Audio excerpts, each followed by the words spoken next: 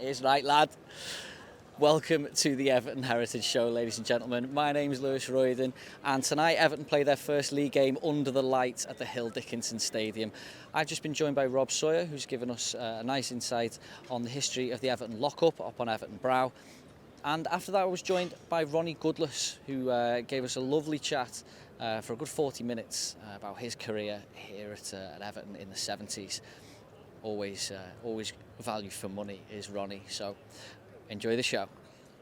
Marching down the Goodison Road. One of Britain's greatest footballers. Sharp, what a fantastic goal! And the Evertonians have gone berserk.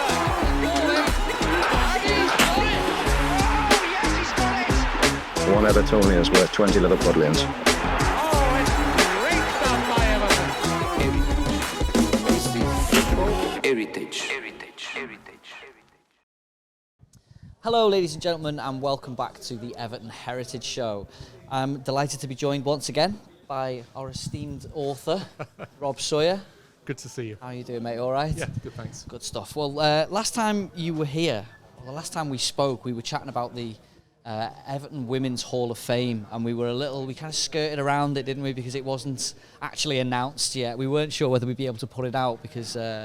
That's right. We're being a little bit cautious. We sort of made reference to it without naming the actual first 5 inductees, but, yeah, absolutely. But now that embargo has been lifted, yeah. They were introduced to the crowd. It wasn't the first game, was it? That was Tottenham. No, but it was the second game Friday of the night, season to London City Lionesses. Yeah, sadly another defeat, but the highlight very much was at half-time when the 5 were introduced onto the pitch, and I'll try and remember the names. Obviously it was Kathy Gore, the midfielder, Billy Jackson, the former manager, Louise Thomas, the striker in those early days, Joy McQuiggan, who was a sort of left midfielder, scored in the 89 Cup final, and last but by no means least, Mo Marley, who was there from winning the Cup with Lizo in 89 all the way through to being manager through to 2012, so a legendary figure. So all 5 of them very worthy inductees into the Hall of Fame. Yeah, absolutely. It was fantastic to see everybody on the pitch together and all brought back again, and yourself as well. You were in the photographs. Yeah, I was there with Bradley Cates, fellow member of the Heritage Society. We're in the sort of women's football research group, so it's great to see Bradley there, and great to, as a Blue, just great to set foot on the turf, which is a rare treat. Absolutely, I've never done it. I was very jealous of you. Looked great. And who else was involved in the Hall of Fame and the creation of it? Because obviously it was with the club. It was the club, the Everton Official Women's Supporters Club. A few former players have been on the panel, a former journalist, and then my fellow members in the Heritage Society, as well as Bradley. There's Alison Jones and Sarah DeBow. So they all sort of fed into the process of shortlisting and then choosing the first 5 of. There'll be more inductees to come, but these 5 were real key people in those founding years of the club. Yeah, and as you mentioned, there will be more to come, won't there? It's an ongoing each year there'll project. Probably be 2 or 3. I'm guessing it's to be decided, but it'll be gradual. It won't be a raft of people every year, but so it will keep the quality. It's quality, not quantity. Absolutely, and who knows? Maybe one day along the side of the stands, maybe Goodison Road. Those big banners need replacing, don't they? You never know. A few statues replaced, maybe. Yeah, absolutely. Why not? Wishful thinking, maybe, but Yeah, but it's great, and obviously you've done an article about your experience with Ava. Of course, being that was for the Spurs game, and I've read that this week. A fantastic article. I think you've done it justice, and she'll be able to read that in years to come. It was a fantastic occasion. I had an absolutely brilliant day, but it was all about little Ava. I mean, for anyone who hasn't seen it, this young 5-year-old at the time went viral for a very emotional reaction to Goodison Park being saved, crying her eyes out in the happy tears in the back seat of a car. And there's an article on the Heritage Society website where you can read the whole story, where we'd been to see the women's derby the previous season, which we won 1-0. Katja Snoys with the goal, and of course little Ava on the day finds out that she's going to be walking out with Katja and leading the team out, and got to exchange some presents with her favourite player, the captain, Meg Finnegan, as well. So all round fantastic day. So yeah, highly recommended article, one of many on the website. So exactly. Just keep aiming everybody towards that website. There's constant updates, isn't there? So moving on to tonight's game, of course, you've written the programme article. Tonight's guest, in fact, was Ronnie Goodless, will be coming in, and I think the connection here we've got is end of last season we had a little day up in with the Everton lockup, the Everton in Everton day, when you interviewed Ronnie himself, didn't you? Where just having a chat at the venue. Yeah. But tonight's article is, of course. Yeah, well, it's a little bit inspired by that. So as you say, we had the Everton in Everton day. Ronnie, who was born, just a short distance from the lockup tower, was there. Lots of people looking around. Great credit to the Friends of Everton Park, along with the Heritage Society, for opening up the tower and letting people have a look around. But when you stand there, so when I was there that day, I looked across and you can see the Hill Dickinson Stadium, as it's now known, actually from the lockup tower. And it is just something quite special that location, just that famous tower that's on our badge, also a short distance from the Queen's Head Hotel where Everton took their name. It's just great that now you can actually see the future, well, the present and the future, a couple of miles away on the waterfront. So that just inspired me to do tonight's programme article just about a little bit of history about the lockup tower. So when was it built? Because when I read it all, is it 1787? Yeah. So because I recognised it as almost like 1878, but with the numbers the other way around. That's how I'd remembered that. That's right. So. Yeah, about 100 years before the Toffees were born. Often gets given the wrong name. Often people call it Prince Rupert's Tower, that kind of thing.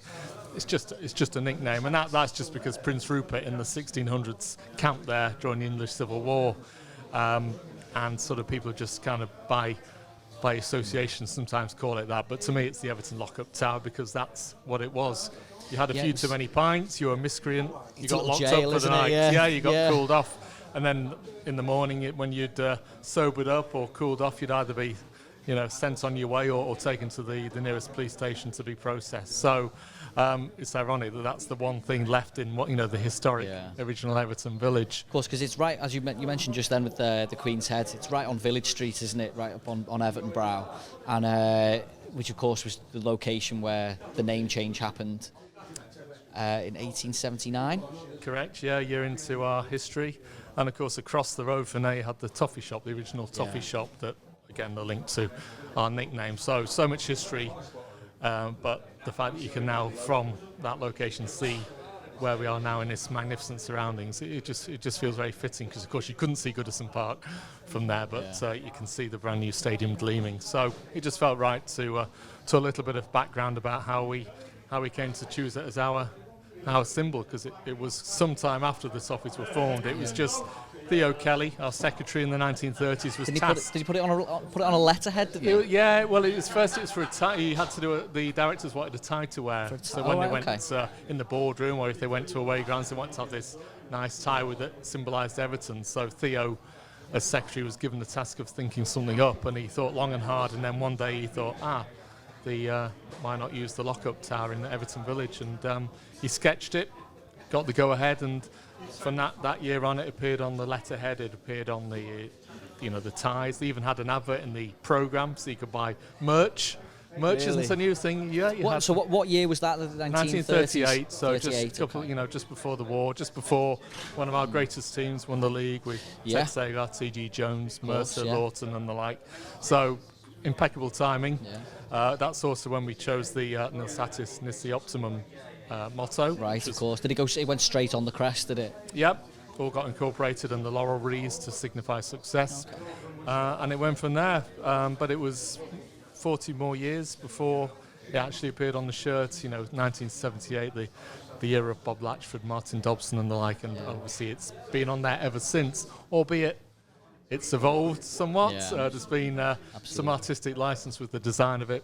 My favourite is the sort of the one around 83, 85, just a very simple version, of course, associated with the success that we had under Howard Kendall. I can definitely tell you my least favourite version. I think go on then. It's going to be the same as everyone else's. When we had that good team in 2013, and we, pretty much got to Europe, and Lukaku up front, Barkley, Stones, Morales. Brilliant football, worst crest that I've ever seen, and that only lasted 1 year, didn't it? Some people liked it to a Fisher-Price design or something. Yeah. Although Ken Rogers, our chairman, does point out it actually resembles more closely the tower than a lot of the other versions we've seen. But we like our artistic.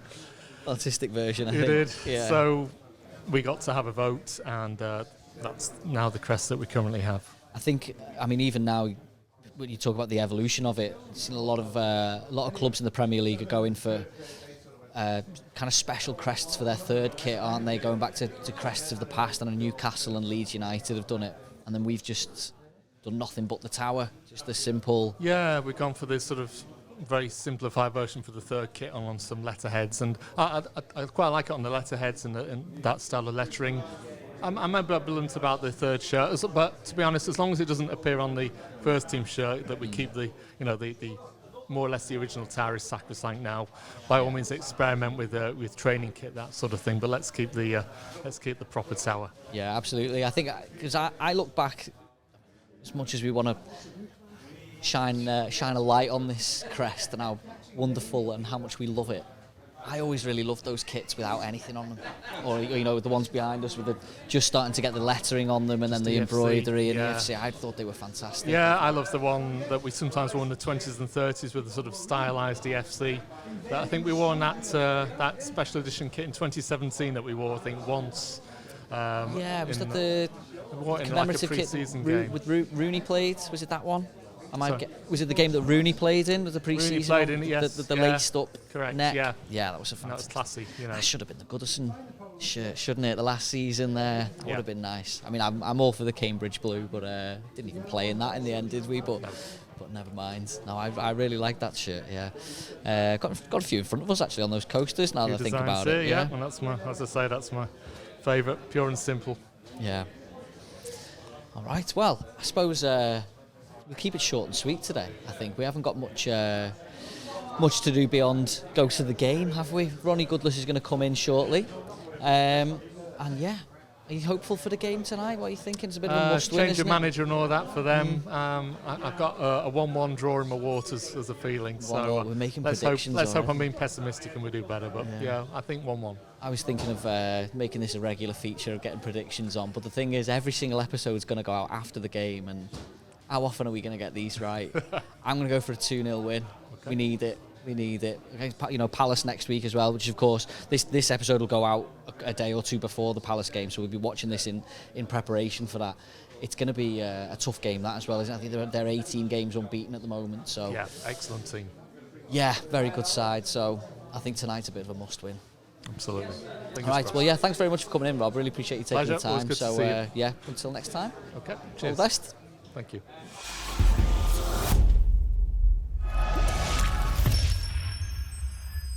The doors of the Adelphi flew open, and in marched Gordon Watson holding the FA Cup. And you've never heard anything like it. The walls actually shut, I think. Yeah. It's just gone 9:30 in the morning, and Dr. David France and I are in the pub. Perhaps best known for the Everton collection, David is the founder and driving force behind numerous initiatives related to Everton Football Club. He's travelled 2 million miles to attend Everton games and introduce his Everton initiatives. The first thing we did, I think, was the Hall of Fame. Yeah. It was the first Hall of Fame for any club. The most raucous nights in the Everton calendar. And my intentions were that we would celebrate the broad, diverse range of the people that made the club what it is, and also for players to meet their old teammates. And we picked 70 players and 5 directors. To the trailblazing initiative for which you received an OBE for your services to football in the United Kingdom and Europe, the Everton Former Players Foundation.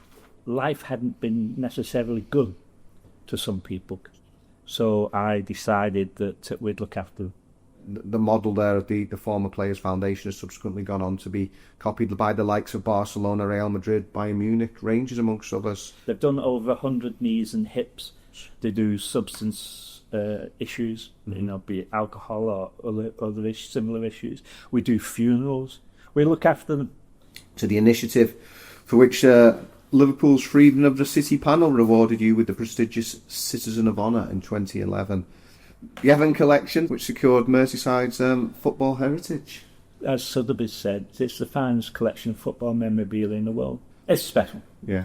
We've only had 2 exhibitions. One was at Goodison, and the second one was the picture room at the Central Library, and that was magnificent. Yeah. And the programmes go back to 1886. There are 50 medals going back to the first one that was minted by the club for winning the championship in 1991. We've got a medal for everything that we've ever won. The other items that there are the season tickets from all the days of Stanley Park, all the way through to Goodison. We've got Stanley Park, Priory Road, Anfield. Tell me more about the Everton FC Heritage Society, which you've been at the forefront of since 2008. You know, when we get new signings, they always mention the history of the club, how proud they are to be a part of this club with such a rich history. We needed an organisation that would verify facts about the club, but also to educate people. And I think that's equally as it may be more important. And they educate people by publications, by lectures, by writing books. You know, members of the Heritage Society have authored over 100 books. Just which Everton initiative makes you most proud, David? Oh, I think it has to be helping people, turning people's lives around. I think we all have a responsibility of doing that.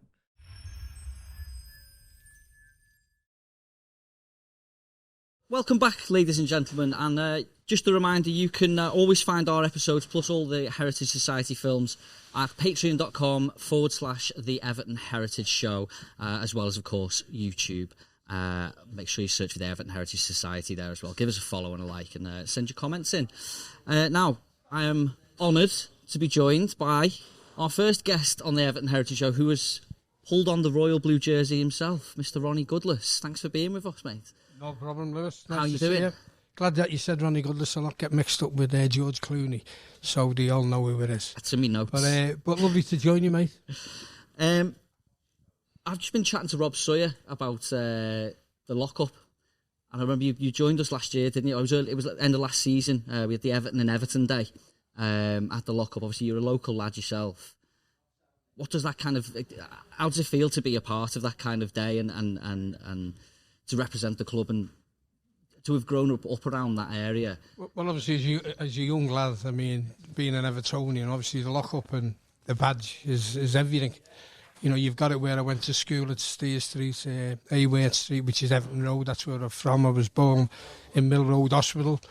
And when, you know, obviously Ken interviewed us and I've seen everyone there, what a lovely day that was. But I mean, it's something where heritage and tradition, which we do, every club doesn't do. But this is why it makes Everton Football Club special. And it's nice when, you know, supporters come up to you and, you know, obviously say nice things about it. But I've just a blue through and through. You know, it's something from the family. You know, you're made not manufactured and born not manufactured. You can all the cliches you want, but it's true. And it's just lovely when it all comes together on a day like that. Which again, sad to leave Goodison, but the lockup will always be part of Everton Football Club. And obviously, you know, it's on the badge. But as a local kid, as I say, he was born, I don't know, 300 yards away from there in Mill Road Hospital. It's in you. Yeah. You know, we always say it's in your blood, and it certainly is.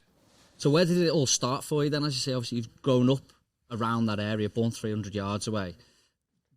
Did it all start? Were you with Everton from the beginning as a schoolboy, or was it Liverpool schoolboys? No, but it ended up, you know, where you're playing the streets. We used to play at SFX. We used to bunk over the wall, and the amount of times the cocky watchman used to chase us. But, you know, as a young age, as I say, from, you know, 4, 5, 6, you want to play football. And I mean, again, when you start getting a little bit older, you start playing for your school team. I mean, Ayway Street, but then we actually moved then. Obviously, with all the knockdown of the houses, everyone had to move out to your Skemersdales, your Cancel Farms, your Page Mosses up in Highton, and, you know, a lot of us, as I say, sort of tried to keep in touch, but, you know, the Everton Football Club kept me together. So the older you got, you know, I ended up playing for Cancel Farm. It's changed its name now. But I played when I was 8, 9 and 10.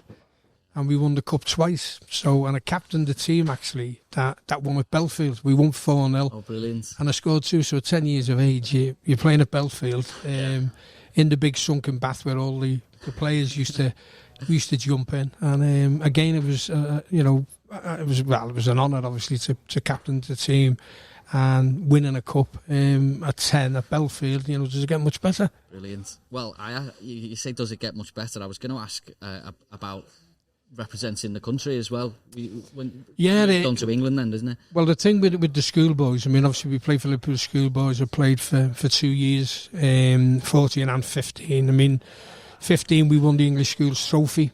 We beat Swindon 3-0 at Anfield. And, that was, again, a great sort of achievement. And then the different players signed for different clubs. Me and Ian Bacon signed for Everton. And, it's the start of your career then. But I played for English schoolboys as well. There was 8 caps we got. I played in all of them. And scored 2 goals at Wembley. So we beat Wales 3-0. So, again, that's... at 15 years of age and you're playing in front of 100,000 people. I saw that in your book, actually. You've added a photograph, haven't you? The diving header. Yeah. Well, the header, thank you for saying that, Lewis. People used to think I wouldn't mess my hair up if I didn't want to head the ball. But, it was a header. And I'm funny enough, I scored a volley with my right foot. And just the keeper saved it one with the left, so they got a perfect that trick. But, it sounds like that, as I say, you progress and obviously you're lucky enough to play for England. And then again, Brilliant. A lot of clubs, come along to watch you. I mean, virtually anyone you can mention in Britain came to sign us, but there's only one club, I was going to sign for, and that was obviously Everton. Was it a little bit different those days with the scouting system in terms of like that was the route through? Whereas now you see scouts absolutely everywhere, don't you? Whereas... I don't know how it was. I think there was more sort of leagues now. I mean, you can go to a local league. I mean, you don't, everyone can't play for sort of Liverpool primary, and then you build your way up to 15. But there's so many leagues sort of now and opportunities, as you say, for scouts to go along and watch them. But in our day, it was virtually, can you get in the school team? And then from the school team, can you get into Liverpool boys? And then obviously if you can progress to England, then you're on a bigger stage again.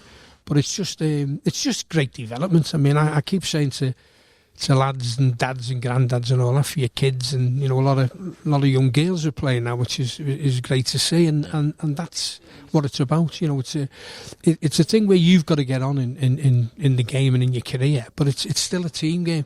So it teaches you, a lot of things. I mean, and I, as I say, I'd recommend it to anyone and try and get, any ability you can to play football.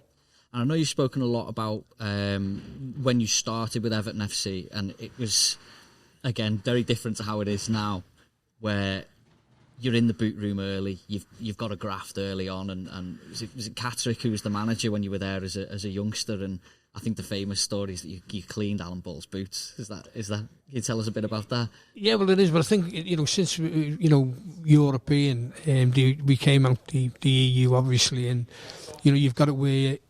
Well, they're called academy players now. In our day, they were called apprentices. But I like the word apprentice because you're learning your trade, and similar where you've got to clean, the showers, you've got to do the toilets, you've got to paint sight screens for the shooting. Shooting boards, and it's just a totally different world. And the thing with it then, as you said, over Bowley's boots, I mean, I used to do the first team kit and Bowley's boots, so you get to know the first team, which is fantastic. Labby, Westy, Johnny Morrissey. I mean, I seen Johnny at the Southampton game when we walked around the pitch at the end, and what an honour and a privilege was to walk around with him. And, he was one of my idols. But again, this is what I'm saying to you, it keeps your feet in the ground as well. Yeah. Be a bit humble. Don't be a big time Charlie. And all that for me, sort of, put you in the right direction and learn you the right things. And again, with Bawley, I mean, you couldn't get a bigger icon or a better player to watch how to make the grade of, you know what I mean? I mean, Joe Roy said to me a few weeks back again, Bawley loved you, Ronnie, didn't he? And coming from Joe, that's lovely, but, it was reciprocated with both of us. I love Bawley, but the thing was, again, picking your right role models. Bawley for me was everything. He wants to show he was world class in training. Yeah. Now, you can't tell me all the players now want to do that. They don't. And as you've said, it's changed. I mean, again, it's the way it's gone with money being in the game. But you've got to have a love for the game as well. And you've got to sit and say, well, all right, the money will look after itself. I'm going to, be the best I can be. and the best ability that I've got to show it. And again, I think it's the sort of a good way of going about it. But as I say, I couldn't have picked any better role model than Bowley. It sounds like you had your motivations in the right place from an early. Well, it is, Lewis. It's like good habits. It's like with anything. I'm never late. I wasn't late here. I'm never. It's something which, I've been brought up from my grandparents and my mum and my dad, and the likes of the Bowley and the Everton family. But again, it's something that just comes naturally to you then. And hard work is not hard work. You think, well, it's a bit of a privilege to learn to become a professional footballer. So you think, I'll have a bit of that. Yeah. You're getting paid. You're at a club that you love with players that you used to watch. So at 15 years of age, I ended up, besides doing his boots, I'm learning. Then when I'm professional. I mean, I think, you've read the book. In the book, I say about the Everton v Amber game, and the older listeners will know what I'm talking about. Now, everyone played in that, right up to the very last game, which I played in, and I was 15. Can you explain that for the younger viewers, what the Amber game was? You've got it where the Amber was obviously the reserves, and the Blues was the first team, and it used to be away strip, was it? Exactly. So it used to be the tradition to play at Goodison the final pre-season game. So it was a tradition, again, let's see how they're doing. Let's see what the young kids are like. Let's see what, they're going to be for the following Saturday when, the season kicks off. So we ended up, it was me and John Smith walked in, and he turned around to us and said, you're with the first team today. So as I walked in, Wesley went, what are you doing here? You're in the wrong dressing room, winding me up. And I said, they just told me I'm in here. So, to make it a bit short, at half time, Harry Catherick come in. He went, you're going on now for Johnny Morrissey. Now, 3 months before, Everton had just won the league. We won the league in 69-70 with that whole team and me. Brilliant. So I go out for the second half. We won 7-1, but the crowd again, because you're a local lad and they like to see that, give us a great ovation. I played well. Bowley just kept saying, give it to the wee man, just keep giving the ball to him. And that's all you want to hear. And then give us the ball and you get on with it. But for something like that, and I know now with money and you do tours and this, that and the other, for pre-season, Australia, America, wherever, for the money situation. I just think, again, it'd be lovely if that come back and sort of make a tradition of that and give the money to charity or something like that. It sounds a fantastic experience. But it's honestly, you couldn't have wrote it. If someone said to me, within, a month of you being at Everton, you're going to be playing at Goodison with the first team, I'd have took that. And so what about a couple of months after that? You played in the first team against Manchester United. Well, it's again, you sort of dream of it. It's all right saying about when you're kicking about in the street and I'd love to play for Everton, and all of a sudden, you sign for Everton, which is fantastic. And all of a sudden, you're making your debut against Manchester United. Now the thing with that, and it was at Goodison. And again, it's not that I'm saying to people to buy the book. I've done it in audio as well, which is going to be available. But it's exactly what you're saying. It's just a young kid who was a local kid, loves Everton, ends up playing, against Manchester United in his debut, and the floodlights went out. Really? So, honestly, so for 14 minutes, I had to come back off, and I'm thinking, you waited all your life to make your debut, and this could finish. Because the floodlights have failed, and the next minute, the electrician, I'm thinking to myself, I just hope he's good and he's got to go. So again, they come in, time to go back out. We've done a bit of a quick warm up and went out again. So I made my debut. It's official. We drew 1-1. I hit both posts as well in the game, so I nearly scored. But what an occasion! When they talk about Goodison and about the atmosphere, unbelievable, absolutely unbelievable, and supporters again, second to none. That's always a fixture that I look forward to as well, even now. And under floodlights, Lewis. Yeah. So I mean, you can't really write the script, but it's just something where, again, you'd recommend it to anybody. Yeah. I'm very envious of you. It's a great one to look back on, isn't it, as a debut? But I mean, the players that you must have been with in that team as well. I mean, I can only imagine kind of the stories behind the scenes. I mean, you've got the likes of Andy King, Latchford, Mick Lyons. I mean, does anything stand out to you from perhaps the stuff that we wouldn't have seen in the press and things like that? Like, those lads. Well, just a great group. I mean, going back to our day again, and which again, I wish or hope it comes back, is getting local kids through the system. And when you look at it, you just named, a few, like Kingy was an adopted Scouser, but you've got, Mick Lyons, you've got Ken McNaught was in the youth team with me, who went on to win the European Cup with Aston Villa. We played, obviously, in the League Cup final together, but Terry Darracott, Davy Jones, you sort of go through the team. It's local lads who've broke through, but a great camaraderie in the team. I mean, Lindsay, you know what he was like. I mean, Mick could go through a brick wall for Everton, but for his teammates as well. Yeah. And that's what you need. You need a little bit of steel, but with the likes of myself, Kingy, Duncan McKenzie, Latch, Dobbo, you're looking at a good side. Mike Pedgick ended up coming, and you sort of looked out the team. We could battle, we can play football, we could score goals. Yeah. And, for me, that's the tradition of Everton Football Club, wingers, centre forwards. That's what we're brought up on. And, a great time.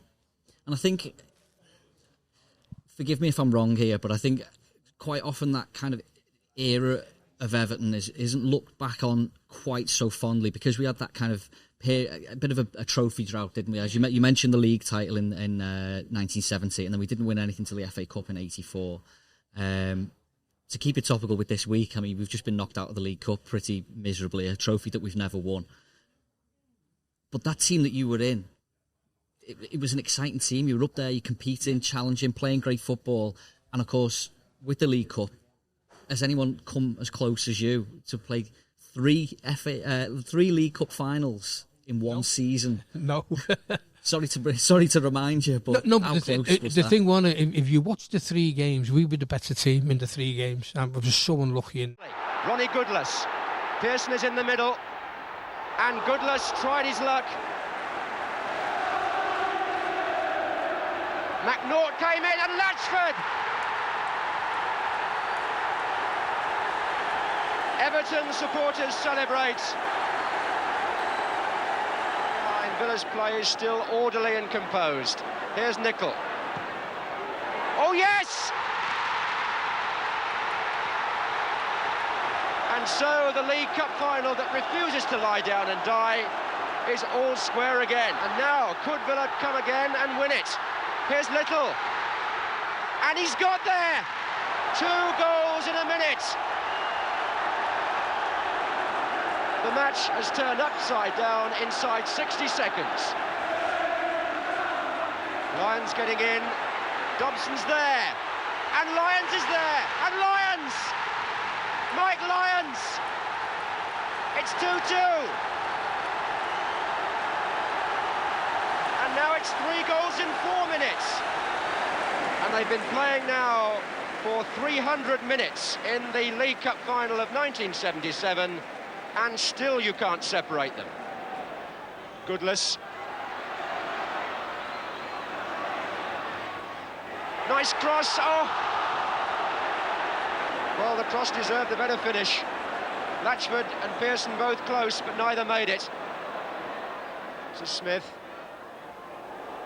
Oh, and Little is going to score! Oh, what a terrible defensive disaster for Everton. And Brian Little has scored what now surely, with only a minute and a half left in extra time, is the goal that wins the Football League Cup final. And we can go on about sort of the Welshman in the FA Cup semi-final, but we were so unlucky. If you look at the 70s, we lost 2 terrible games against Carlisle and should have won the league. Yeah. And then when you go on, as you've said, about the League Cup, which is 3.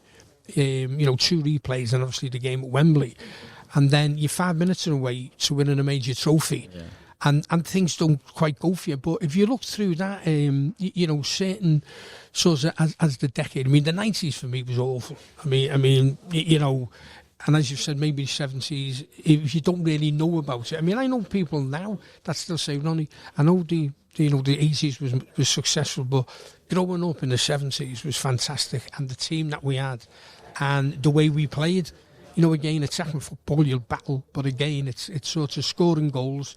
There was never any, dull moments, shall we say. But I mean, it's just that, something, supporters have long memories for me, but some have shorter ones. But again, it was just a very unlucky time where, I talk to supporters now that say, Ronnie, we should have, won at least one cup and should have done a lot. But again, that's the only regret, I've got, is that we couldn't bring some silverware to, back to Goodison. Come close. Now, you did just mention a certain Welshman. So I think you know what's coming next. FA Cup semi-final against Liverpool. It's 2-2 with a better team, and we score a third goal, which you've set up. Now, could you just... I've got the clip for you here. I'll, of course, throw it in the edit. Could you talk us through this for us? Yeah, you've got it where obviously it's 2-2, but Mick Buck gets it. I mean, Mick, knocks a ball straight away, left foot to me. I'm wide. I see Tommy Smith, so I thought, well, I'll go past you, cross the ball, and then you've got off Amy, gets it off his hip, and even now you're showing me that not one Liverpool player there is shouting for handball. And the thing what he said again, Clive Thomas, which again is an absolute cheat and a liar. Was an infringement, so that covers everything from offside, handball.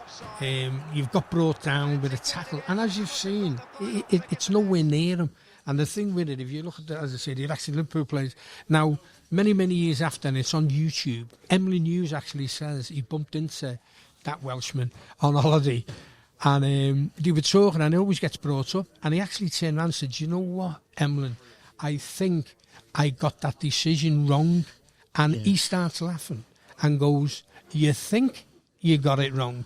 So everyone in the stadium, and anyone I think who's seen it on television, knew it was a goal. Yeah. So we got robbed again of getting to Wembley twice in the same season. Fantastic chance to beat Manchester United, who we'd already beat at Old Trafford 3-0 in the League Cup. So they held no fears for us. So it's like the Everton sort of curse carries on, and you're just thinking, with no fault of our own. Yeah. And then for him to, obviously admit it so many years after it, it hurts even more, to be honest. I bet I'll hurt you a little more then. I've got a quote from Clive Thomas from the Belfast Telegraph. And it reads, "I was behind Hamilton when the ball came to him, and he moved his arm towards it. So when it entered the net, I made a gut reaction that he must have handled it. As soon as I blew the whistle, I knew from the lack of a reaction from the Liverpool players that I'd made a mistake. It suddenly dawned on me that I hadn't seen the ball hit him on the arm, so shouldn't have blown, but it was too late. I was standing in the 6-yard box, dismissing the Everton players' protests, knowing that all hell would break loose if I was to suddenly change my mind." So he knew while he was standing there. Totally right. Totally right. Yeah. Well, that sums him up, to be honest. For what he said there. And again, you'd always say you've got to be 100%. Yeah. So if you haven't seen it, which again that's what he's trying to say, is that he never seen it. It's a goal. So to assume that it's handball, it sums the man up. I mean, it's took him, well, I don't know how long to admit all that, but it doesn't save us again from sort of Wembley again. Yeah. It robs us of a medal, and obviously the supporters are great out and a chance of winning silverware. The fine margins, and I think it's kind of, as far as I can tell, looking back through history, it almost seems like the place where all the kind of hatred for referees began, in a way. But I've heard stories of how Everton and Liverpool fans used to really get on before that day, then as of then, it's all been a little bit more targeted. You know the way it used to be, where you used to seem to have one, either a red or a blue, and you've had like fallouts with your best mates, and you're thinking, what's all that about? And you think, because of him in black on the pitch. And you know what's crazy, Lewis, which I still can't get my head around to today, he actually does the replay. Now, do us a favour. Oh, he refereed? He refereed the replay. You're joking. So at the end of the day, you go, all the controversy, the FA couldn't even say, let's get another referee in for this.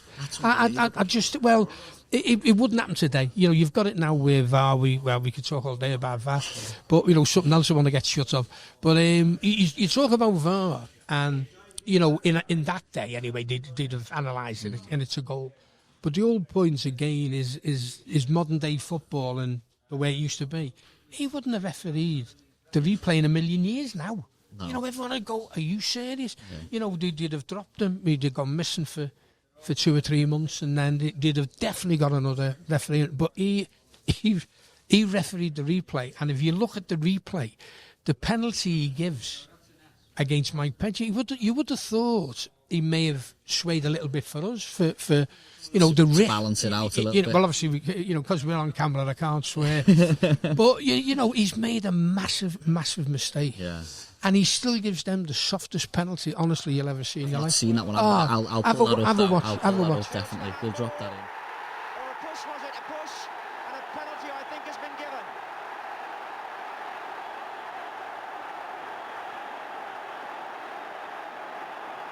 Clive Thomas was in no doubt as Johnson went up for that ball.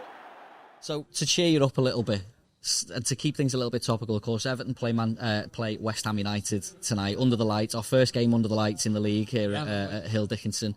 And one thing you're rather famous for is a very special goal at the bowling ground. I believe it was certainly away. So once again, I've got that footage there for you. You're doing well here, lad. Now, notice don't lose to I pressurised Devonshire. Now, watch now. We were talking about pressure. I've pressurised him in the ball. Latch heads it up in the air. Then nods it on. So Billy Bonds is chasing back. I get the one touch. I see Mervyn Day off his line. And I think, have a go for it, Ronaldo. And that's a different class, that kit as well, by the way. Brilliant, isn't it? And you've got it where, obviously, you score. But it's fantastic, as I say, on the day, because Kingy was injured that day. But as you know, he liked a little bit of a bet. And he'd done a double of me scoring and Red Rum to win.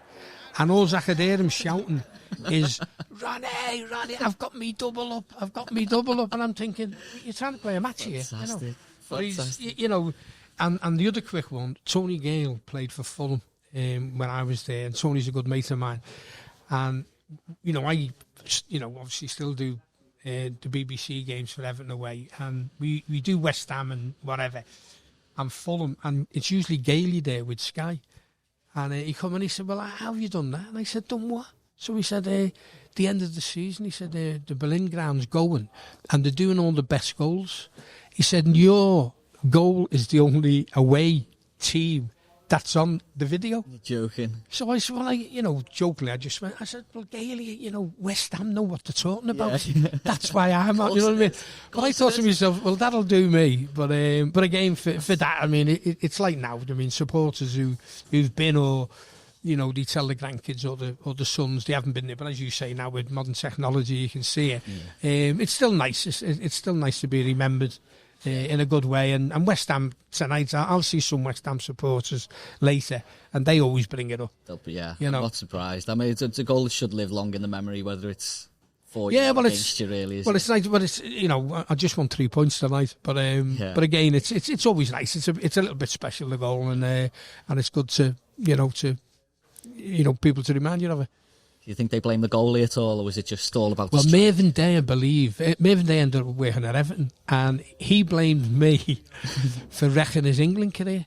He said that went all over the Britain, and, well, definitely all over Britain, but I think it went all over the world, because they used to like, the games from England, and he put it down to me, that I'd emphasised that, or shall we say, I made a bit of a show of him. And it was just funny. And the next time I saw him, I just kept saying to him, Mervyn, stay on your line. Yeah. And he didn't like it. He kept looking, thinking that, you. But anyway. Fantastic. Well, shortly after that, you left Everton, didn't you? You went over to, had quite a fantastic career over in Holland with, was it Den Haag you went to first, or was it Aldo? NAC Breda I went. NAC Breda. The first one. Yeah. And, well, a long story. I mean, what the viewers are best doing is buying me book.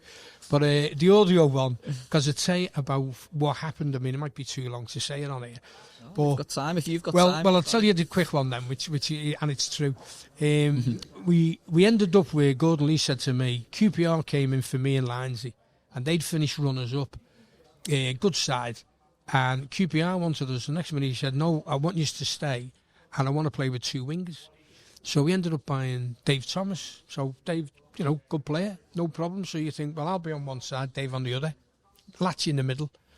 Duncan McKenzie, Kingy, all that, it'll be great going forward. So the first game we played, Notts Forest, I was sub, I came on. We lost that game.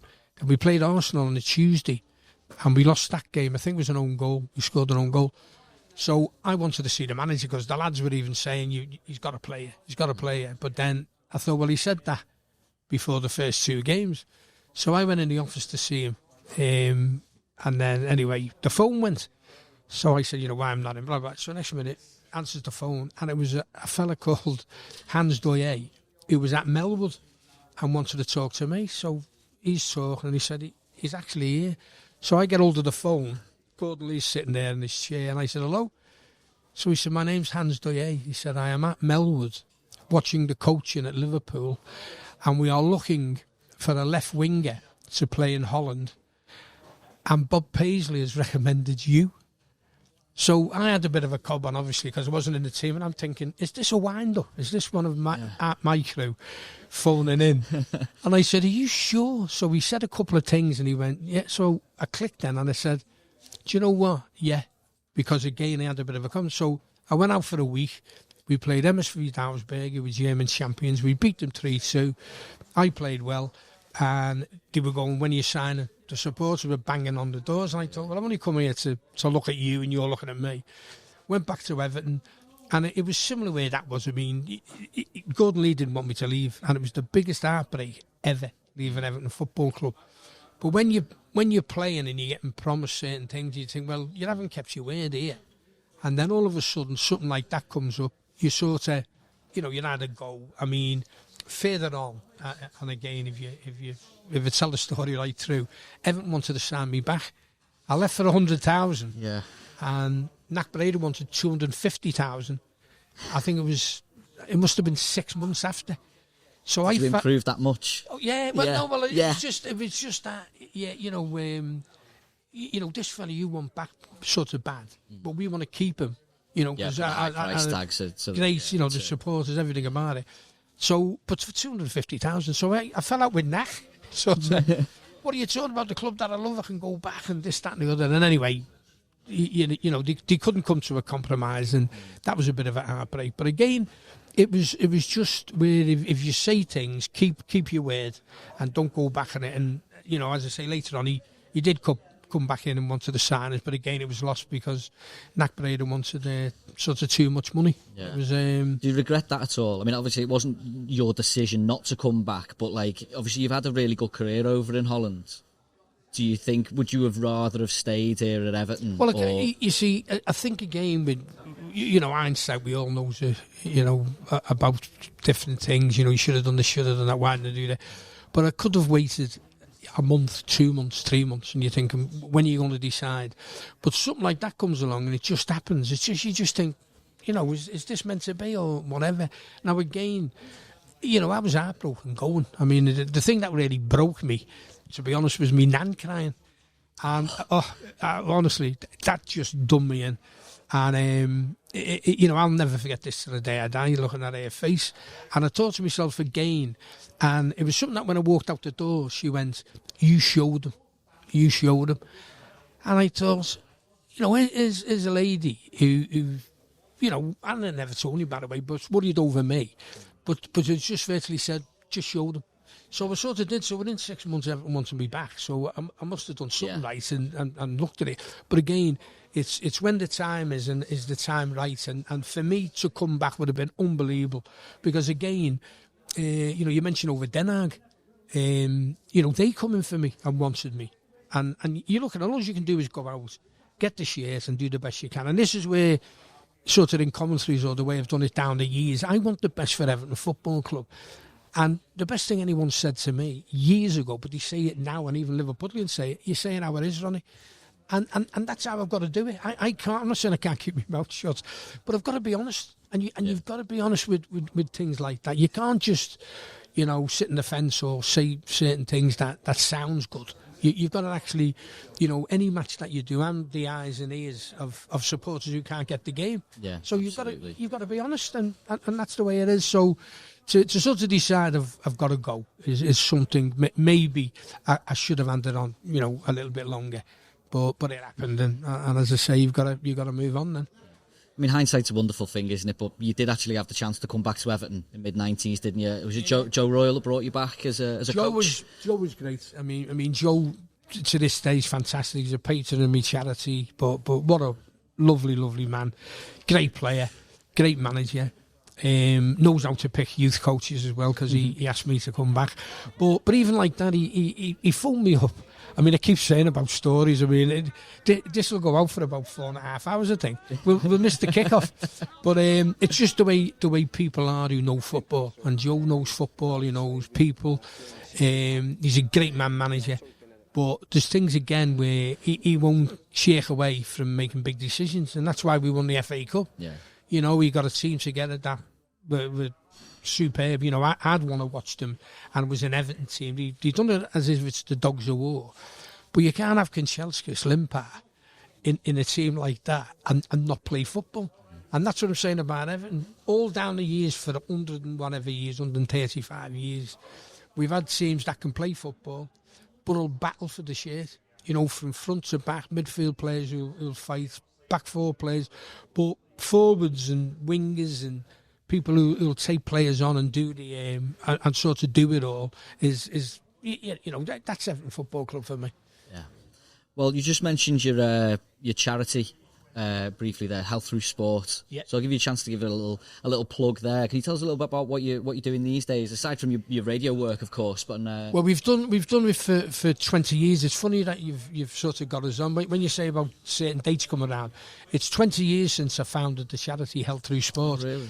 We started off, well, it's brilliant, mate. It's just the way things fall into place, which is nice. And we started off with, you know, vulnerable and disadvantaged kids. We wanted them to play in a great environment. We wanted to learn them how to play football. But again, going back to the camaraderie, to get on with everyone. We've had special needs kids. We've had people with heart conditions, you know, youngsters that have really kicked on. And it you know, it sort of went from strength to strength. We used to do Kirby, Speak, and, you know, virtually all over Merseyside. But then we started getting involved with sort of, you know, youths and then adults. And it's more sort of mental health issues now. You know, not since COVID, but it's gone awful. And people need help, and someone out there. And we're that little gap. We've had it where sort of ex-offenders as well. We got involved with the probation service, where we used to go in. We do the level 1, level 2 on football coaching, which I assess you, which is fantastic. So we've got people who come out of prison that get a qualification. Well, they can get a job then. Yeah. So it's showing you, you know, everyone can change their life around if you want to, and that's what we're there for. And as I say, it's gone from strength to strength, and it's lovely when we do 2 dinners and a golf day. We had a great golf day about a month ago where we played Liverpool actually and Wrexham. And Bruce Grobbler played. We had John Aldridge. We have Steve McMahon, and I wouldn't talk to them obviously, but that's the way it is. You know, people come together, and it's a bit like with anything.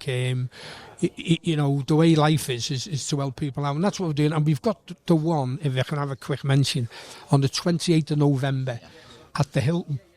Now, again, we'll put it out on social media, but we've got Peter Reid. Reid is going to do the talk.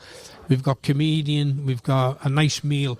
But the likes of Joe Royal, Derek Temple, Steve Sargent, Gary Jones, Mike Pedgick, Paul Wilkinson, a massive amount of ex-Everton exactly are coming. So are you playing 5-a-side or something? Well, you've got it. Well, you've back together. Well, we've got it. Well, the stories, Lewis, is fantastic, but it's great when people come along to support it, and then you can still have an autograph, get your photograph taken with them and all that. But they're absolutely great nights, and again, I'm looking forward to really seeing Reedy the other week. In fact, I think it was after the Brighton game we had maybe a few too many shandy, but it was a good day. No, but it's lovely to see the ex-players, and similar what the Editors do and the likes of yous doing this. It's great to keep everyone informed, whether you're 99 or you're 8, 6, 5, it doesn't matter. You're an Evertonian and learn the history of the club. Exactly. If we're going to sing about it on the terraces, it's good to be able to back it all up, isn't it? That's right, totally right. Know the history. Well, I wish you all the best with the charity, mate. I hope that night goes well. I'll make sure we put links and stuff brilliant. in fantastic. the description so people can find the tickets. And before we go, you pointed out our little bit of display, our little display before, didn't you? So I'm just curious. This wasn't in my notes, but so this is from Shoot magazine. I couldn't tell you the year, but there's a few moments on there. What that's being the winger in me. I didn't even know it was there, but being the winger, you can see everything. But that's a Shoot interview that they did, and you've got it where again. We used to have a tongue-in-cheek with some of the questions. I mean, my favourite singer down there is Barry Manilow. Yeah. Now, people, again, who've seen it, sort of take the mickey man and go, Ronnie, Barry Manilow. And I go, in our day, think of how many girls like Barry Manilow. And it just shuts them up. And the next minute I go, I did like 3 and a few others, and you know, yeah. And they go, it's right, Ronnie, you know where you're coming from now. So some of that's tongue-in-cheek, but it's great to say. As I say, I didn't... and the final question in there, which you won't be able to read on the cameras, which person in the world would you most like to meet? And your answer was Lee Marvin. Did you ever meet him? Well, Lee Marvin, I'd love to. And the reason with Lee Marvin, if you see... funny enough, that's called Shoot. He was in a film called Shoot. And, but he done Wandering Star and all this. I mean, he was rough, tough. He was in... The Man Who Shot Liberty Valance, which was John Wayne. He was always like, how can we say, living on the edge, but liked to drink. Great. I've seen him in interviews and all that. And then just one day, I was with my dad, and I said, you know what, I'd love to have a pint with him. So I think it was about a week after they'd done that, and it was still in my head. So I just said, I went, Lee Marvin. So of everyone in the world, you know, a few have said, why Lee Marvin? That's why, because I'd have had a drink with him. And I think if we would have been in the wine lodge about 11:30 and something kicked off, he'd have sorted it as well. So, but it's good. But it's good, Lewis. I mean, you mind, there's a lot of things here today, mate. There you go. Well, which is good. The Heritage Centre. It's a good spot to come along, isn't it? Go and have a look around. Just a quick one, besides the interview here.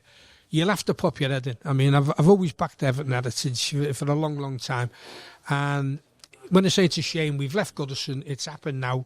St Luke's, and they sort of got this now. Obviously, it's not finished yet, but it still looks fantastic. I mean, you can see the shirts, you can see everyone selling memorabilia from programmes to, well, anything you can mention. And I think the only thing they don't sell is drink.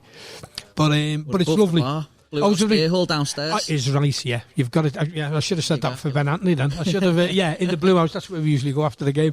But but you have to pop your head in. And even with the away support, I think it's so. It's just a one-off for me. And I've been to Goodison on a lot of occasions when I used to pop my head in for Fulham, because a lot of Fulham supporters used to come in. But I think it's a fantastic idea that they invite away supporters to come in to learn the history of Everton. You know, everyone knows that we started off the league, you know, the original 12 and this, that and the other, but a lot don't. And it's lovely to pop in and look at the likes of this. And as I say, it's a pleasure, you know, doing this today. But as I say, get your head in here, have a little look around, and I'm telling you, you'll be absolutely delighted with it. Yeah, thank you very much, Ronnie. I really appreciate that. I didn't even ask him to say that. No problem, mate. Cheers. Well, yeah, as he says, come in, and you might even be able to bump into former Everton players like yourself. You never know. Yeah. So thank you very much for coming in, Ronnie. I really appreciate it. So, Lewis, pleasure as always to see you, mate. And as I say, just keep going from strength to strength. Good work as well. So it's good. It's good stuff. And I just want to say, as well, I've had no makeup on. Okay. Brilliant. Thank you very much, Ronnie. Appreciate it. Good one. Till next time. See you next time. Fantastic stories there from Ronnie Goodless. Hope you enjoyed that. That was absolutely brilliant to be a part of, and didn't even ask him to give us that big plug at the end. I think we owe him a bit of money for that one. So, as always, make sure you find us on patreon.com/The Everton Heritage Show, and of course find us on YouTube as well. That's both the Everton Heritage Show and the Everton Heritage Society, where you can find plenty of our documentaries as well. So be sure to like and subscribe, send us some comments, send us some likes, and we'll see you again soon.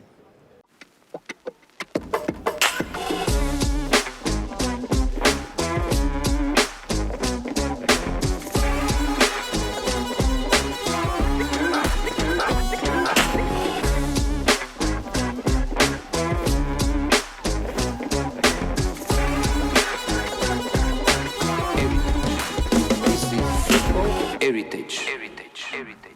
Just the last thing I'll point out for you. That's the lad brought this over for me before. That's the programme from the game. Are you joking? Brilliant, that, isn't it? Yeah. So the fact that they... Have you seen the West Ham goal?